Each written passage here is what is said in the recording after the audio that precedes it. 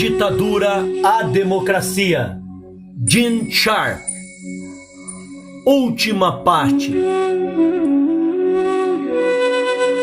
Anexo 1. Métodos de ação não violenta. Métodos de protesto e de persuasão não violentos. Declaração formais. 1. Discursos públicos. 2. Cartas de oposição ou de apoio. 3. Declaração de organizações ou instituições. 4. Declarações públicas assinadas. 5. Declarações de acusação e de intenção. 6. Petições em grupo ou em massa. Comunicação com um público mais vasto. 7. Slogans, caricaturas e símbolos. 8. Faixas, cartazes e fixação de comunicações. 9. Folhetos, panfletos e livros. 10. Jornais e revistas. 11. Gravações, rádio, televisão e vídeo. 12. Inscrições no céu ou na terra. Representações em grupo. 13. Delegações. 14. Prêmios satíricos. 15. Grupos de pressão. 16. Piquetes. 17. Eleições simuladas. Atos públicos simbólicos. 18. Exibição de bandeiras e cores simbólicas. 19. Uso de símbolos. 20. Oração e culto. 21. Entrega de objetos simbólicos. 22. Nudez como forma de protesto. 23. Destruição de propriedade própria, casas, documentos, etc. 24. Luzes simbólicas, tochas, lanternas e velas. 25. Exibição de retratos. 26. Pintura de protesto. 27. Novos sinais e nomes. 28. Sons simbólicos, canções simbólicas, uso de apitos, sinos, sirenes, etc. 29. Reclamações simbólicas, tomada de terrenos ou prédios. 30. Gestos grosseiros. Pressões sobre indivíduos. 31. Perseguição a oficiais, segui-los constantemente em silêncio, de maneira respeitosa. 32. Insultos ou provocações oficiais. Provocações a oficiais. 33. Confraternização. Contatar com pessoa diretamente, tentando convencê-las da injustiça do regime. 24. Vigílias. Teatro e música. 35. Esquites satíricos e brincadeiras. 36. Representações teatrais ou espetáculos musicais. 37. Cantos. Procissões. 38. Marchas. 39. Desfiles. 40. Procissões religiosas. 41. Peregrinações. 42. Procissão de automóveis. Homenagem aos mortos. 44. Luto político. 43. Luto político. 44. Simulacros de exéquias fúnebres. 45. Funerais acompanhados de manifestações. 46. Cerimônias de homenagem junto de túmulos. Assembleias públicas. 47. Assembleias de protesto ou de apoio. 48. Reuniões de protesto. 49. Reuniões de protesto camufladas. 50. Fóruns educativos com diversos conferencistas. Teaching. Retirada e renúncia. 51. Abandono de recinto. Walkout. 52. Silêncio. 53. Renúncia a homenagens. 54. Virar as costas. Métodos de não cooperação social. Ostracismo de pessoas. 55. Boicote social. 56. Boicote social seletivo. 57. Boicote à atividade sexual. 58. Excomunhão, boicote religioso. 59. Interdições, suspensão de serviços religiosos. Não cooperação com eventos sociais, costumes e instituições. 60. Suspensão de atividades sociais e desportivas. 61. Boicote a atividades sociais. 62. Greve estudantil. 63. Desobediência social. 64. Abandono de instituições sociais. Retirada do sistema social. 65. Permanência em casa. Stay at home. 66. Não cooperação pessoal total. 67. Fuga de trabalhadores. 68. Asilo. 69. Desaparecimento coletivo. 70. Emigração de protesto. Égira. Métodos de não cooperação econômica. 1. Boicotes econômicos. Ações por parte de consumidores. 71. Boicote de consumidores a determinados bens e serviços. 72. Não consumo de mercadorias boicotadas, que já estejam na posse do indivíduo. 73. Política de austeridade, redução de consumo ao mínimo. 74. Retenção de rendas. 75. Recusa de arrendamento. 76. Boicote nacional de consumidores. Recusa de compra ou uso de produtos ou serviços de outro país. 77. Boicote internacional de consumidores. Atuação em vários países contra produtos de um país específico. Ações por parte de trabalhadores e produtores. 78. Boicote de trabalhadores. Recusa de trabalhar com produtos ou ferramentas dos oponentes. 79. Boicote de produtores. Recusa de vender ou entregar os próprios produtos.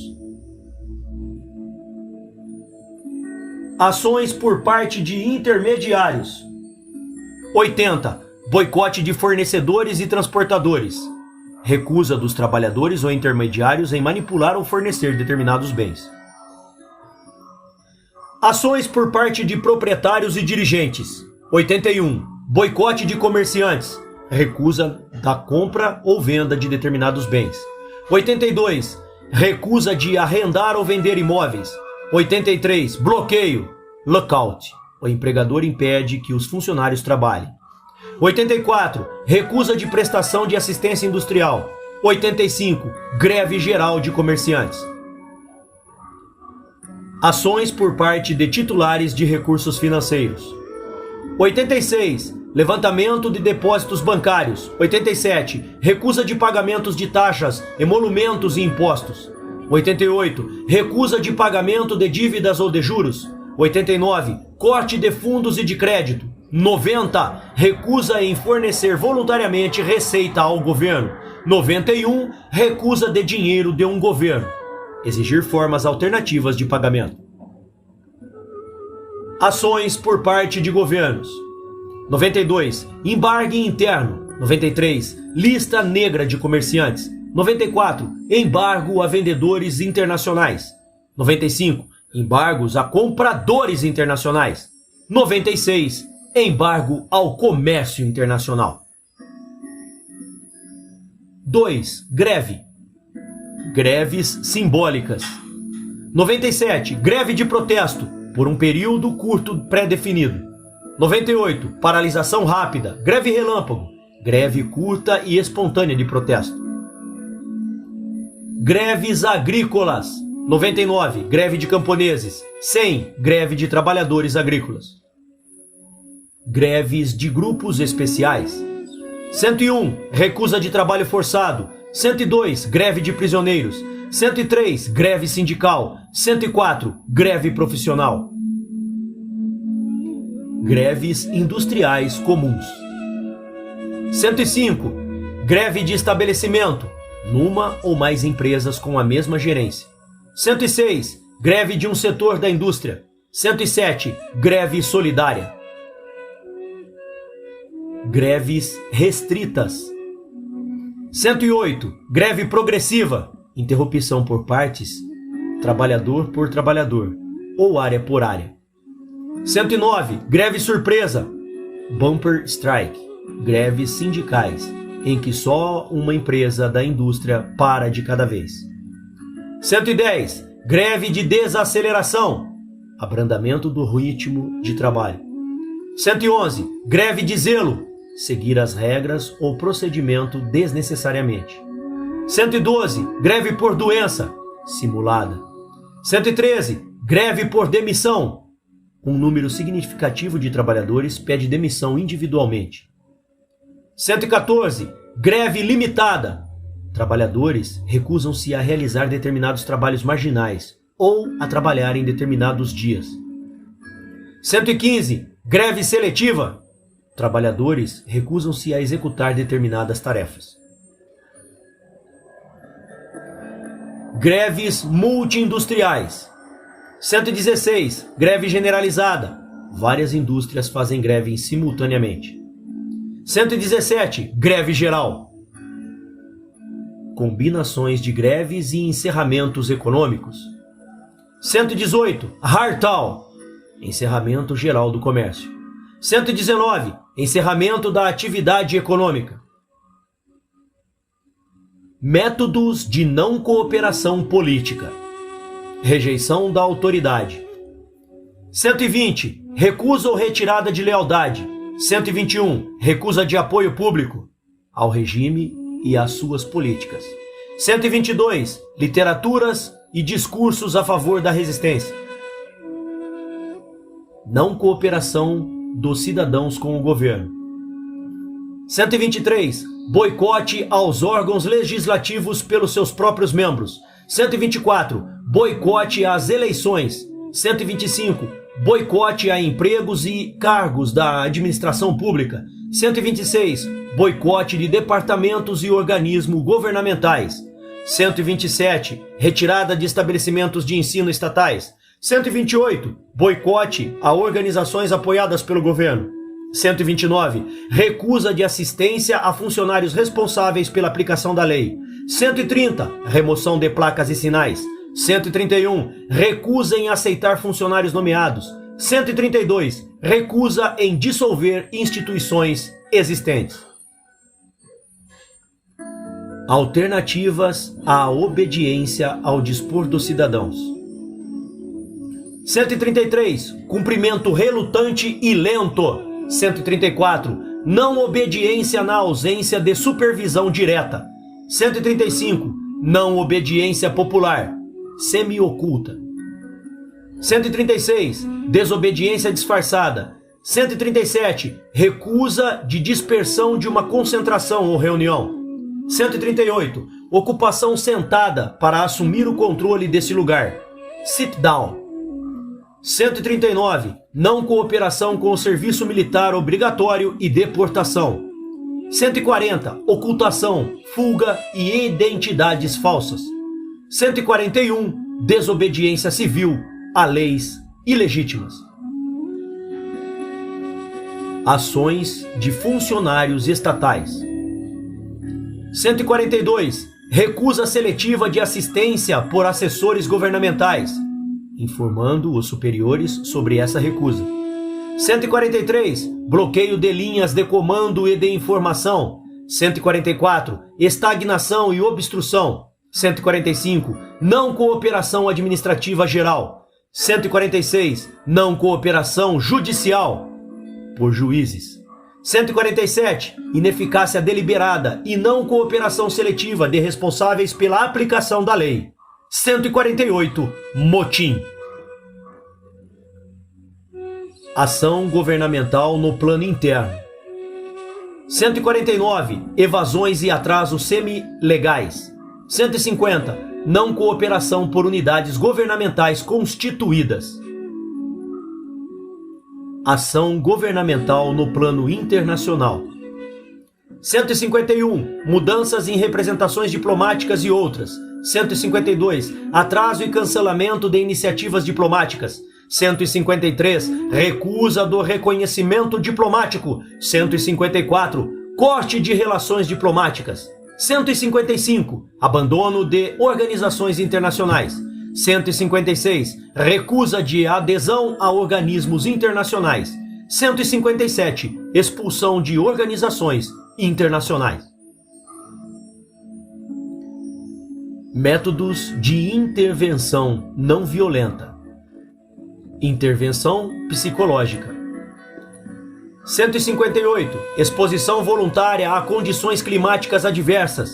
159. Jejum. A. Jejum de pressão moral. B. Greve de fome. C. Satyagraha. 160. Julgamento invertido. Os réus tornam-se promotores não oficiais. 161. Assédio não violento. Intervenção física. 162. Sentar-se em determinados lugares como protestos. Sit-in. 163. Ocupação em pé. Stand-in. 164. Ocupação de meios de transportes discriminatórios. Ride-in. 165. Protesto dentro de águas em praias discriminatórias. Wade-in. 166. Concentração de pessoas em movimento num lugar simbólico. Mill-in. 167. Presença em igrejas discriminatórias. Pray-in. 168. Incursões não violentas. 169. Incursões aéreas não violentas. Por exemplo, com panfletos ou alimentos. 170. Invasão não violenta. 171. Interposição não violenta. Colocar o corpo entre uma pessoa e o objetivo do trabalho. 172. Obstrução não violenta, geralmente temporária. 173. Ocupação não violenta. Intervenção social. 174. Estabelecimento de novos padrões sociais. 175. Congestionamento por sobrelotação de instalações. 176. Atrasos deliberados. Stalling. 177. Discursos em público. Speak in. 178. Teatro de guerrilha. Interrupções dramáticas improvisadas. 179. Instituições sociais alternativas. 180. Sistema de comunicação alternativo. Intervenção econômica. 181. Greve inversa. Trabalhar em excesso. 182. Greve por ocupação do local de trabalho. 183. Ocupação não violenta de terras. 184. Quebra de bloqueios. 185. Confração com motivos políticos. 186. Aquisição preventiva. 187. Apreensão de bens. 188. Dumping. 189. Patrocínio seletivo. 190. Mercados alternativos. 191. Sistemas alternativos de transporte. 192. Instituições econômicas alternativas. Intervenção política. 193. Sobrecarga dos sistemas administrativos. 194. Divulgação da identidade de agentes secretos. 195. Tentativa de ser detido. 196. Desobediência civil a leis neutras. 197. Trabalho sem colaboração. E 198. Soberania dupla e governos paralelos. Nota de rodapé. Filosofia e método de resistência não violenta assente no jejum, concebido por M.K. Gandhi e praticado por ele e pelos seus seguidores na Índia. Satyagraha é um termo sânscrito composto pelas palavras satya, que pode ser traduzida como verdade, e agraha, que significa firmeza, constância, ou seja, a força da verdade.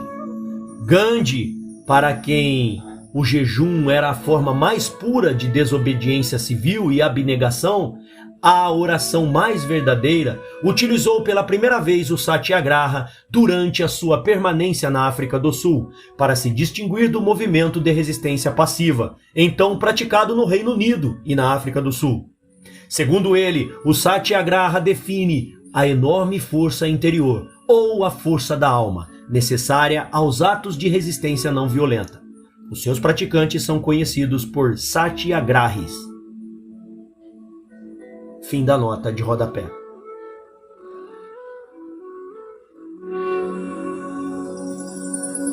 Anexo 2. Agradecimento e notas sobre o percurso da ditadura à democracia. São vários aqueles a quem fiquei grato durante a redação da edição original desse texto. Bruce Jenkins, meu assessor especial em 1993, deu um contributo inestimável ao identificar o conteúdo e a apresentação dos problemas. As suas orientações foram decisivas para uma apresentação mais clara e rigorosa de conceitos difíceis, em particular no que se refere à estratégia, assim como para a reorganização estrutural e alguns melhoramentos editoriais. Estou igualmente grato a Stephen Coady pelo apoio editorial, ao Dr. Christopher Kruegler e a Robert Helvey pelas suas críticas e por conselhos muito importantes. A doutora Hazel McPherson e a doutora Patricia Parkman disponibilizaram informações sobre as lutas travadas em África e na América Latina, respectivamente. Não obstante, a análise e as conclusões aqui expressas são da minha responsabilidade. Nos últimos anos, sob o impulso de Jamila Hakib, e com base nas lições aprendidas ao longo dos anos, definiram-se algumas linhas de orientações especiais para a tradução do texto, com o objetivo de garantir o máximo rigor nas línguas em que não existia uma terminologia clara consagrada neste domínio. Da ditadura à democracia foi escrito a pedido do falecido U Tin Maung Win, destacado democrata birmanês no exílio, à época o editor do Kit Piaing,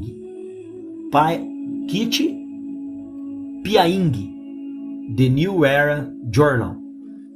O texto é fruto de mais de 40 anos de investigação e de diversas reflexões escritas sobre luta não violenta, ditadura, regimes totalitários, movimentos de resistência, teoria política, análise sociológica e outras áreas de estudo.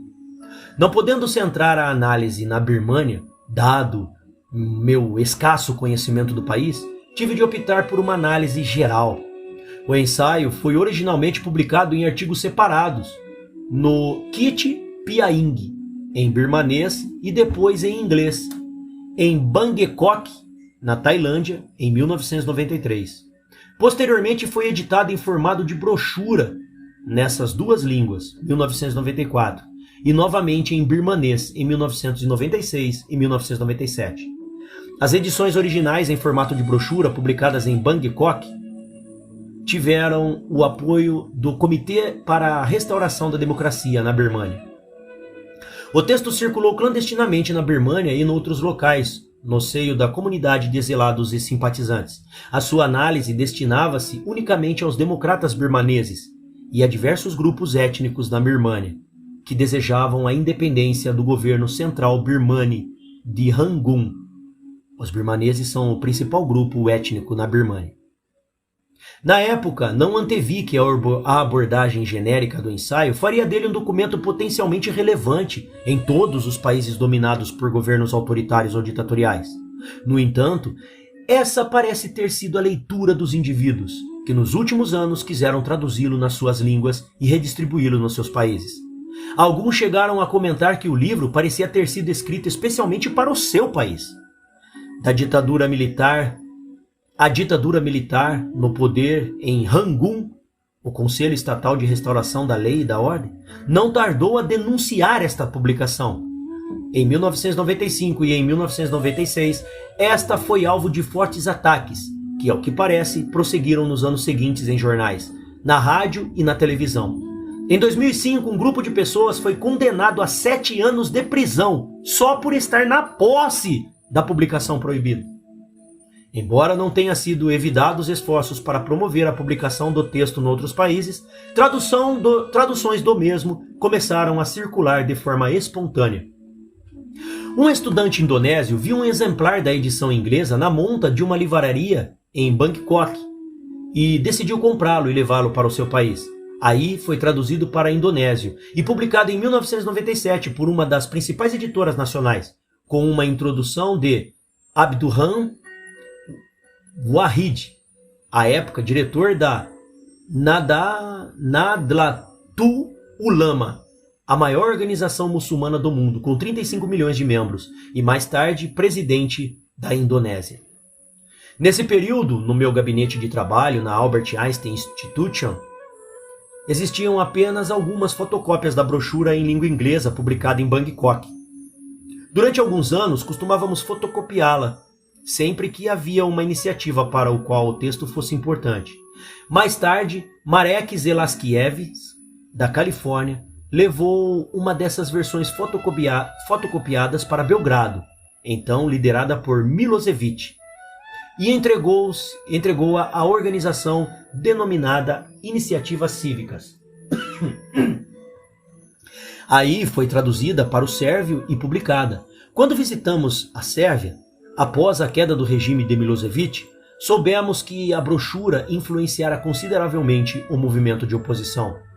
Igualmente importante foi o seminário sobre a natureza e o potencial da luta não violenta ministrada por Robert Helvey, um coronel reformado do exército norte-americano, em Budapeste, na Hungria, para cerca de 20 jovens sérvios. Helvey entregou-lhes exemplares da versão integral de The Politics of Non-Violent Action. Estes jovens viram a formar a organização Otpor, responsável pela luta não violenta que conduziu à queda de Milosevic. Não sabemos ao certo de que maneira o conhecimento desta publicação se foi disseminado de país para país. A sua disponibilização no nosso sítio da internet nos últimos anos tem sido importante, mas não é, obviamente, a única explicação. Seguir as pistas destas ligações seria, em si mesmo, um trabalho de investigação substancial. Da ditadura à democracia é uma análise aprofundada e não constitui leitura fácil. Ainda assim, foi considerado um texto suficientemente importante para ser traduzido em pelo menos 28 línguas, a partir de janeiro de 2008, envolvendo muitos trabalhos e custos significativos. Esta publicação foi traduzida em formato impresso e digital para publicação em sítios na internet, nas seguintes línguas: Amárico, Etiópia; Árabe, Azeri, Azerbaijão; Bahasa, Indonésia; Bielorrússio, Birmanês e Tim, Birmânia; Chinês, em mandarim tradicional simplificado; Diverri, Maldivas; Farsi, Irã; Francês, Georgiano, Alemão, Dingpal, Birmânia; Karen, Birmânia; Khmer, Camboja; Curdo, Kirguiz, Kirguistão; Nepalês, Pacto, Afeganistão e Paquistão; Russo, Sérvio, Castelhano, Tibetano, Tigrínia, Eritreia; Ucraniano, Uzbequistão e Vietnamita. Há mais traduções em preparação. Entre 1993 e 2002, foram feitas 6 traduções seguidas de 22, entre 2003 e 2008. A grande diversidade de sociedades e línguas para que este texto já foi traduzido permite concluir, ainda que de forma provisória, que quem se depara com ele percebe desde logo a relevância de sua análise no contexto da sociedade em que se insere. Jenny Sharp, janeiro de 2008, Albert Einstein Institution, Boston, Massachusetts.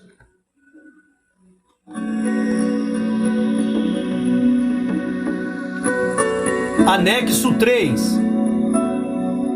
Nota sobre as traduções e a reimpressão desta publicação.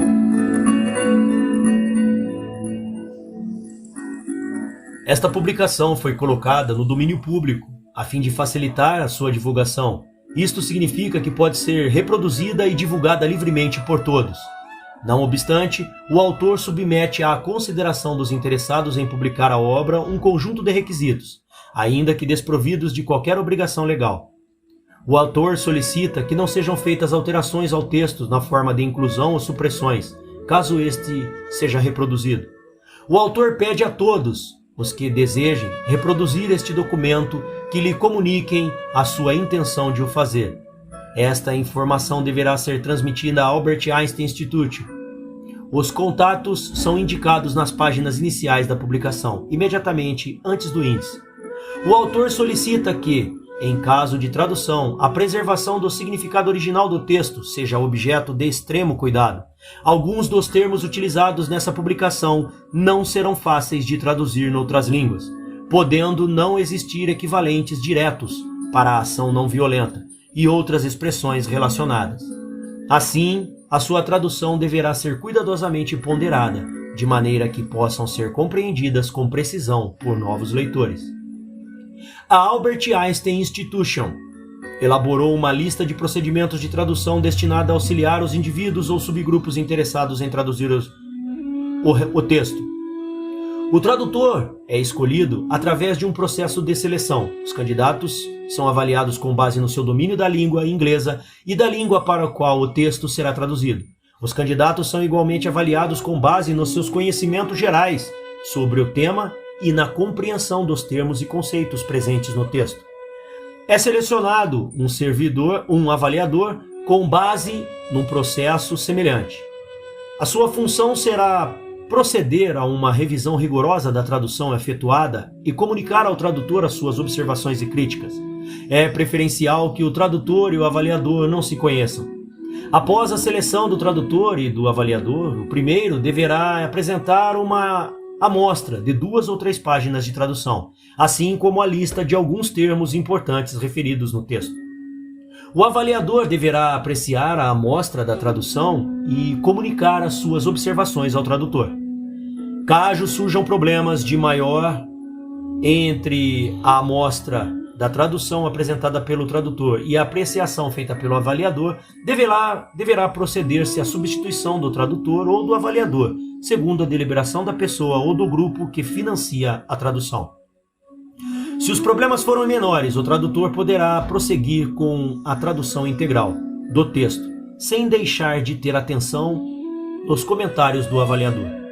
Concluída a tradução integral do texto, o avaliador deverá apreciá-la e comunicar as suas observações ao tradutor. O tradutor analisará as observações do avaliador e procederá às alterações necessárias.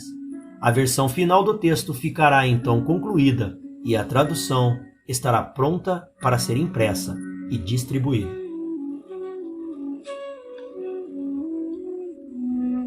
Sugestões de leitura: The Anticoup, Gene Sharp e Bruce Jenkins, Boston, The Albert Einstein Institution, 2003. 2. Dictionary of Civilian Struggle, Technical Terminology of Non-Violent Action and the Control of Political Power, Gene Sharp, a aguardar publicação. 3. On Strategic Non-Violent Conflict, Thinking About the Fundamentals, Robert L. Helvey, Boston, The Albert Einstein Institution, 2002. 4. The Politics of Non-Violent Actions, 3 volumes, Gene Sharp, Boston, Extending Horizons Books, Porter Sargent Publishers, 1973. 5. Self-Liberation, Gene Sharp, com apoio de Jamila Hakib, Boston, The Albert Einstein Institution, 2010. 6. Social Power and Political Freedom, Gene Sharp, Boston, Extending Horizons Books, Porter Sargent Publishers, 1980. 7. There Are Realistic Alternatives, Gene Sharp, Boston, The Albert Einstein Institution, 2003. 8. Walking Non-Violent. Não lembro como que fala 20º, tá? 20th, acho que é isso. Century Practice and 21º Century Potential, Gene Sharp, Boston, Extending Horizons Book, Porter Sargent Publishers, 2003.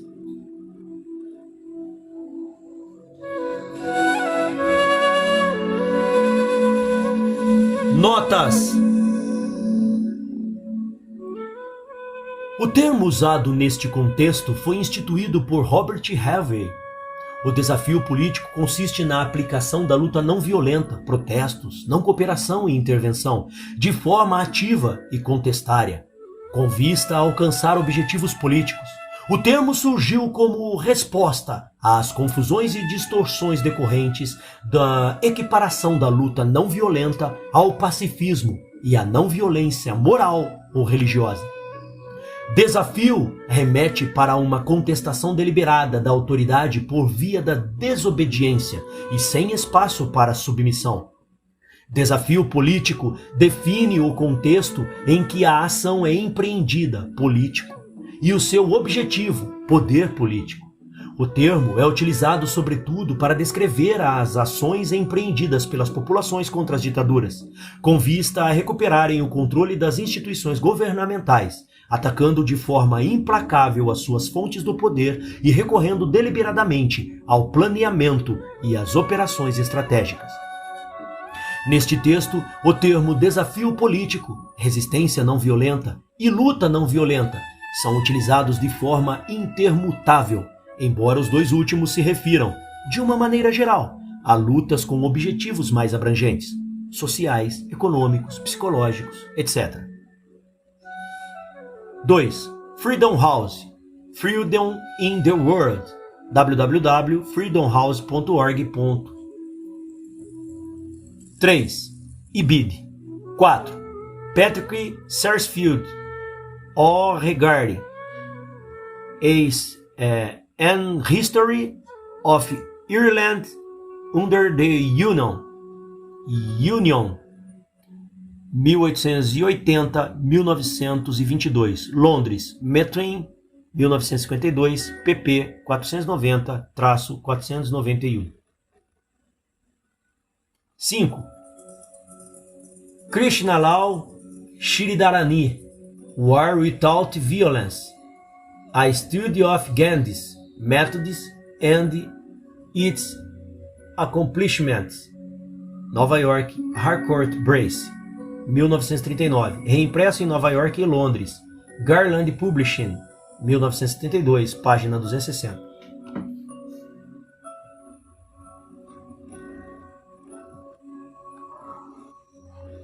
Pessoal, é um monte de referência que foi citada no livro com os números, tá? As outras são só nomes de livros, beleza? Vou para a última nota biográfica. Gene Sharp nasceu a 21 de janeiro de 1928. É o fundador da Albert Einstein Institution, uma ONG que se dedica a promover o estudo da ação não violenta, e foi professor de Ciências Políticas na Universidade de Massachusetts, Dartmouth, nos Estados Unidos. Foi indicado 4 vezes para o Prêmio Nobel da Paz.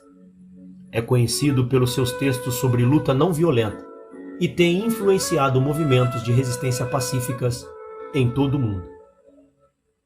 Da ditadura à democracia foi composto em caracteres Hofer Test, impresso pela Guide Artes Gráficas, sobre o papel Coral Book de 80 gramas, no mês de dezembro de 2015.